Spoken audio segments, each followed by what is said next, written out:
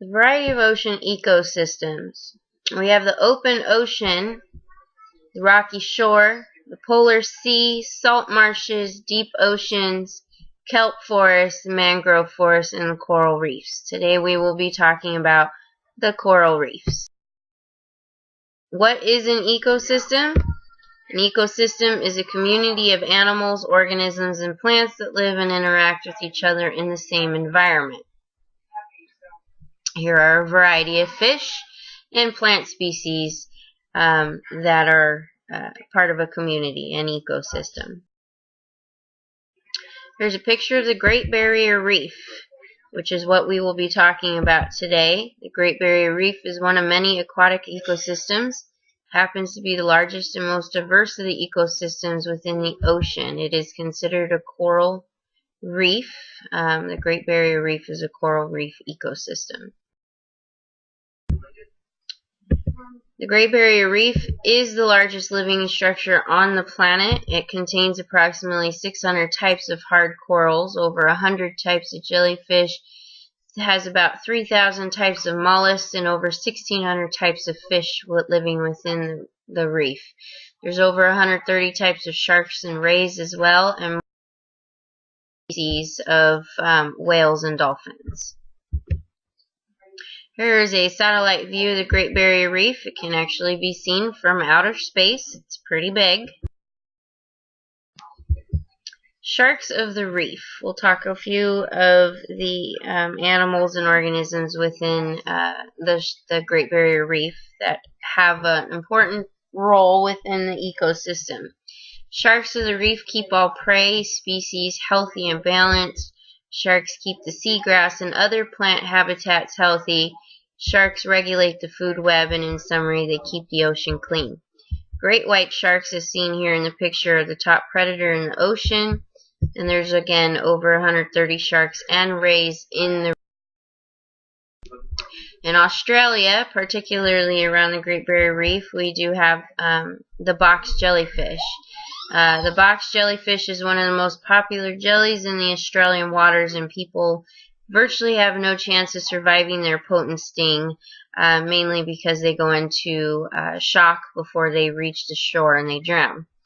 Other fish are protected from predators by hiding in their tentacles. They can survive and hide in their tentacles, and no predator will come and get them. Again, box jellyfish are one of the most poisonous jellies in the ocean, and there are over 100 species of jellyfish in the Great Barrier Reef.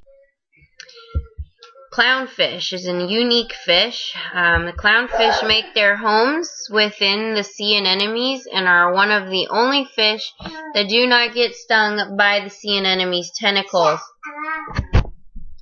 The sea anemone protects the clownfish from other predators, and the clownfish cleans the sea anemone in exchange for that. The clownfish actually needs a sea anemone to survive, which is a common misconception with bringing in clownfish into an aquarium. they cannot survive without the sea anemone, and a sea anemone is usually not able to survive in an aquarium either, so therefore neither one survive in an aquarium at home. This is what we call a symbiotic living relationship. Here are some sea turtles of the reef. Not much is known about turtles, mainly because they are pretty endangered. There are 6 types of sea turtles found within the Great Barrier Reef. We have the green turtle, the loggerhead turtle, hawksbill turtle, flatback turtle, olive ridley turtle, and the leatherback turtle. Sea turtles also help keep the seagrass and coral healthy and clean and help balance the ecosystem by doing so. The leatherback, hawksbill, and olive ridley turtles are endangered. They are on the endangered list. The loggerhead, green, and flatback turtles are threatened, but also on the endangered list as well. This is why not much is known about them on their specific roles within the ecosystem in the ocean, because there's not very many out there. Here are some examples of the coral within the Great Barrier Reef. We have the fire coral right here, which looks like a castle. The purple sea fan, it adds a lot of color. They can be pretty bright and they look like a fan. That's how it's got its name. The staghorn coral is very spiny. It is a hard coral. Fish love to hang out around the staghorn coral. And you see the fish here in this picture. When a predator comes by, they can swim and hide into that staghorn coral for protection. So again, they work together. The staghorn coral protects the fish, and the fish help keep it clean and healthy. The brain coral here is named after a vertebrate's brain, mainly because of the polyps and how it's designed. It resembles an invertebrate's brain. We also have table coral here, tabletop, and it does actually have a stump underneath there as well.